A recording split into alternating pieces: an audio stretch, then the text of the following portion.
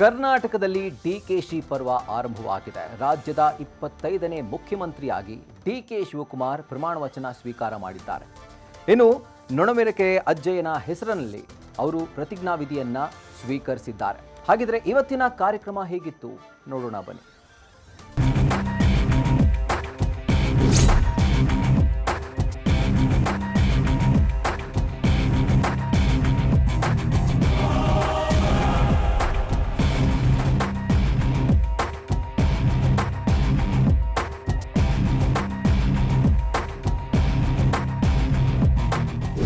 DK Shivakumar ಎಂಬ ಹೆಸರಿನಾದ ನಾನು ಕಾನೂನು ಮೂಲಕ ಸ್ಥಾಪಿತವಾದ ಭಾರತದ ಸಂವಿಧಾನ ವಿಷಯದಲ್ಲಿ ನಿಜವಾದ ಶ್ರದ್ಧೆ ಮತ್ತು ನಿಷ್ಠೆಯನ್ನು ಹೊಂದಿರುತ್ತೇನೆಂದು ನಾನು ಭಾರತದ ಸಾರ್ವಭೌಮತ್ವವನ್ನು ಮತ್ತು ಅಖಂಡತೆಯನ್ನು ಎತ್ತಿ ಹಿಡಿಯುತ್ತೇನೆಂದು ನ್ಯಾಯಯುತವಾಗಿ ಮಾಡುತ್ತೇನೆಂದು ನನ್ನ ಅಜ್ಜ ಗಂಗಾಧರಜ್ಜನ ಹೆಸರಿನಲ್ಲಿ ಪ್ರಮಾಣ ಮಾಡುತ್ತೇನೆ.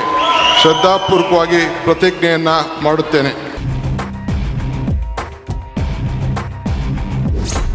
ಕರ್ಮಣ್ಯೇ ವಾಧಿಕಾರಸ್ತೆ ಮಾ ಫಲೇಶು ಕದಾಚನ. ಶುಭ ಘಳಿಗೆ ಬರಬೇಕಾದ್ರೆ ಯಾರು ಯಾರನ್ನು ತಡೆಯಲಿಕ್ಕೆ ಸಾಧ್ಯವಿಲ್ಲ. ಪದೇ ಪದೇ ಬಂಡೆ ಮನದಿಂದ ಪುಟಿದು ಬರ್ತಿದ್ದ ಶಬ್ದಕೋಶದ ಮಾತುಗಳಿಗೆ ಈಗ ಸತ್ಯದ ದರ್ಶನದ ಮೂಲಕ ಮುಕ್ತಿ ಸಿಕ್ಕಿದೆ.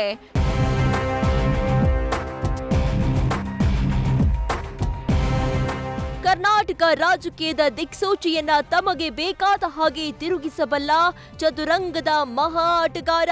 ಸವಾಲುಗಳು ಎಷ್ಟೇ ಬರಲಿ, ಬಿರುಗಾಳಿ ಎಷ್ಟೇ ಬೀಸ್ಲಿ, ಯಾವುದಕ್ಕೂ ಕದಡದ, ಯಾವುದಕ್ಕೂ ಬಾಗದ ಗಟ್ಟಿತನ. ಅದಕ್ಕೆ ಅವರ ಹೆಸರೇ ಬ್ರ್ಯಾಂಡ್. ಇಡೀ ನಾಡು ಕೊಟ್ಟ ಉಪನಾಮ ಬಂಡೆ, ಕನಕಪುರದ ಬಂಡೆ. ಕರ್ನಾಟಕದ 25ನೇ ಮುಖ್ಯಮಂತ್ರಿಯಾಗಿ ದೊಡ್ಡ ಆಲಹಳ್ಳಿ ಕೆಂಪೇಗೌಡರ ಮಗ ಶಿವಕುಮಾರ್ ಕರ್ನಾಟಕದ ಸಿಎಂ ಪಟ್ಟ ಅಲಂಕರಿಸಿದ್ದಾರೆ.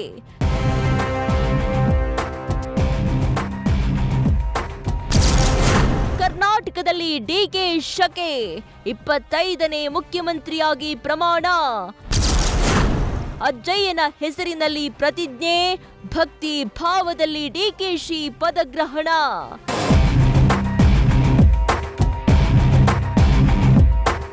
ಕೆಪಿಸಿಸಿ ಕಟ್ಟಪ್ಪ ಕಾಂಗ್ರೆಸ್ನ ಟ್ರಬಲ್ ಶೂಟರ್, ಸೋಲನ್ನೇ ಸೋಲಿಸಿದ ಸೋಲಿಲ್ಲದ ಸರದಾರ. ರಾಜ್ಯದಲ್ಲಿ ಡಿಕೆ ಶಿವಕುಮಾರ್ ಯುಗಾರಂಭವಾಗಿದೆ.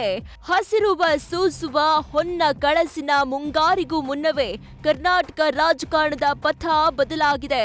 ಕಾಂಗ್ರೆಸ್ ಕಟ್ಟಾಳು, ಗಾಂಧಿ ಫ್ಯಾಮಿಲಿಯ ನಿಷ್ಠ ಡಿಕೆ ಶಿವಕುಮಾರ್ ಪದೋನ್ನತಿ ಪಡೆದಿದ್ದಾರೆ. ಮಹೋನ್ನತ ಹುದ್ದೆ ಕನಸು ಕಂಡಿದ್ದ ಡಿಕೆಶಿಗೆ ಪಟ್ಟಾಭಿಷೇಕ ಆಗಿದೆ.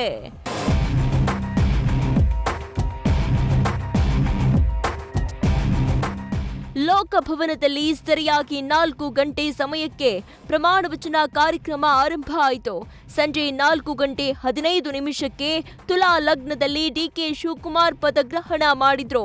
ರಾಜ್ಯಪಾಲ ಥಾವರ್ ಚಂದ್ ಗೆಹ್ಲೋಟ್ ಪ್ರತಿಜ್ಞಾವಿಧಿ ಬೋಧಿಸಿದ್ರು. ಇನ್ನು ಡಿಕೆ ಶಿವಕುಮಾರ್ ಮುಖ್ಯಮಂತ್ರಿಯಾಗಿ ವೀರ ಗಂಗಾಧರ ಅಜ್ಜಯ್ಯನ ಹೆಸರಲ್ಲಿ ಪ್ರಮಾಣ ವಚನ ಸ್ವೀಕರಿಸಿದ್ರು. ನಾನು ಭಾರತದ ಸಾರ್ವಭೌಮತ್ವವನ್ನು ಮತ್ತು ಅಖಂಡತೆಯನ್ನು ಎತ್ತಿ ಹಿಡಿಯುತ್ತೇನೆಂದು ನನ್ನ ಅಜ್ಜ ಗಂಗಾಧರಜ್ಜನ ಹೆಸರಿನಲ್ಲಿ ಪ್ರಮಾಣ ಮಾಡುತ್ತೇನೆ. ಶ್ರದ್ಧಾಪೂರ್ವಕವಾಗಿ ಪ್ರತಿಜ್ಞೆಯನ್ನು ಮಾಡುತ್ತೇನೆ.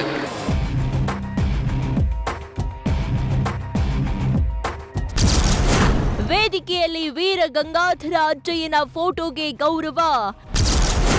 ಕೈಯಲ್ಲಿ ಸಂವಿಧಾನ ಪುಸ್ತಕ ಹಿಡಿದು ಪ್ರಮಾಣ ವಚನ ಸ್ವೀಕಾರ.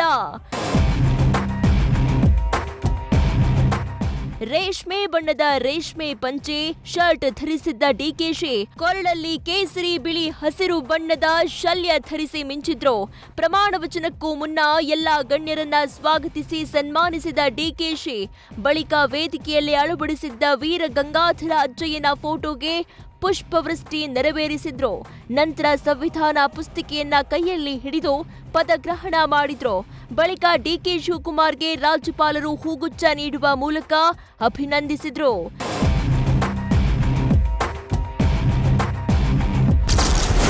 ಪದೇ ಪದೇ ಸಮಯ ಮುಂದೂಡುತ್ತಾ ಅಚ್ಚರಿ ಮೂಡಿಸಿದ ಡಿಕೆಶಿ ವೇದಿಕೆಯಲ್ಲಿ ಡಿಕೆ ಶಿವಕುಮಾರ್ ಪದೇ ಪದೇ ಸಮಯ ನೋಡ್ತಾ ಚುರುಕಿನ ಓಡಾಟ ಗಮನ ಸೆಳೆಯಿತು. ಪ್ರಮಾಣ ವಚನ ಸ್ವೀಕಾರ ಸಮಯ 4:05ಕ್ಕೆ ನಿಗದಿಯಾಗಿದ್ರು ಡಿಕೆಶಿ 4:15ರವರೆಗೆ ಅದನ್ನ ಸ್ವಯಂ ಮುಂದೂಡಿದ್ದು ಕಾಣಿಸ್ತು. ಮೊದಲು ವೇದಿಕೆ ಮೇಲೆ ಎಲ್ಲಾ ಗಣ್ಯರ ಸನ್ಮಾನಕ್ಕೆ ನಿಂತ್ರು.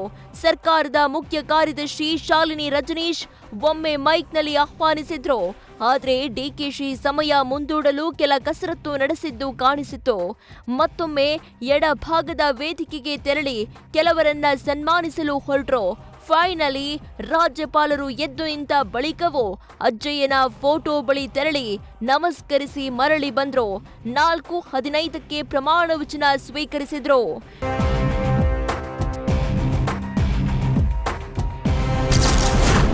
ಡಿಕೆ ಶಿವಕುಮಾರ್ ಸಂಪುಟದಲ್ಲಿ ಏಕೈಕ ಉಪಮುಖ್ಯಮಂತ್ರಿ. ಡಾಕ್ಟರ್ ಅಂಬೇಡ್ಕರ್ ಹೆಸರಲ್ಲಿ ಡಾಕ್ಟರ್ ಜಿ ಪರಮೇಶ್ವರ್ ಪದಗ್ರಹಣ.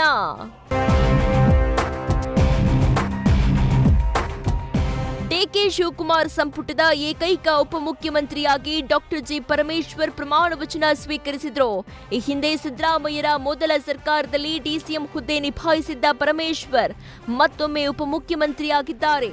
ಕಾಂಗ್ರೆಸ್ನ ಕಟ್ಟಾಳು ಪರಮೇಶ್ವರ್ಗೆ ರಾಜ್ಯಪಾಲರು ಅಧಿಕಾರದ ಗೌಪ್ಯತೆ ಬೋಧಿಸಿದ್ರು. ಕಳೆದ ಬಾರಿ ಸಂವಿಧಾನದ ಹೆಸರಿನಲ್ಲಿ ಪ್ರಮಾಣ ವಚನ ಸ್ವೀಕರಿಸಿದ್ದ ಪರಮೇಶ್ವರ್ ಈ ಬಾರಿ ಸಂವಿಧಾನ ಶಿಲ್ಪಿ ಡಾಕ್ಟರ್ ಬಿಆರ್ ಅಂಬೇಡ್ಕರ್ ಹೆಸರಲ್ಲಿ ಅಧಿಕಾರ ಗ್ರಹಣ ಮಾಡಿದ್ರು. ಈ ಐತಿಹಾಸಿಕ ಕಾರ್ಯಕ್ರಮಕ್ಕೆ ಇಡೀ ಕಾಂಗ್ರೆಸ್ನ ಅತಿರಥ ನಾಯಕರು ಆಗಮಿಸಿದ್ರು.